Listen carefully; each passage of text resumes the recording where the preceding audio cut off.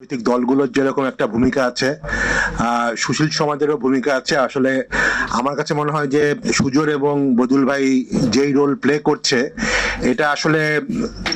মানে অফকোর্স উদাহরণ তো অফকোর্স, কিন্তু আমি একটু হতাশ যে আসলে সেই এরকম আসলে আরো অনেকেরই সোচ্চার হওয়া উচিত ছিল। বাট বিভিন্ন কারণে আমরা দেখছি যে আমাদের সুশীল সমাজ কোনো একটা অদৃশ্য কারণে সেভাবে এত এত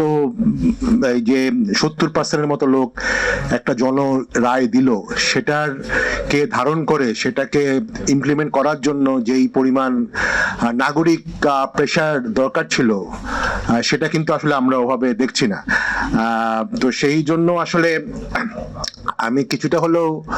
একটু হতাশ, এবং অ্যাট দ্য সেম টাইম আজকে আমরা যেই আলোচনাটা করছি, যদিও আজকে আলোচনাটা মেইনলি বিচার বিভাগের স্বাধীনতা নিয়ে, বাট প্রসঙ্গক্রমে গণভোটের ব্যাপারটাও চলে এসছে, জুলাই সনদের ব্যাপারও আসছে, এবং এখানে কিন্তু জুলাই সনদ এবং গণভোটের মধ্যে কিন্তু একটা যে পার্থক্য আছে, এটা অনেক ক্ষেত্রে আমরা বুঝি না। আমার কাছে মনে হয় এই পার্থক্যটা আমাদের বোঝা উচিত, কারণ জুলাই সনদ কিন্তু গতকালও মাননীয় প্রধানমন্ত্রী একটি জনসভায় বলেছেন যে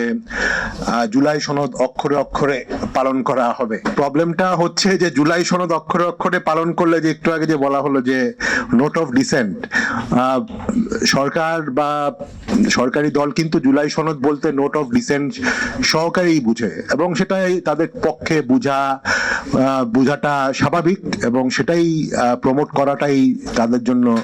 স্বাভাবিক। কিন্তু জুলাই সনদের উপরে কিন্তু আসলে গণভোট, এবং আমরা অনেক ক্ষেত্রে নিজেরাই কনফিউজ করে ফেলি যে আমরা বলি যে জুলাই সনদ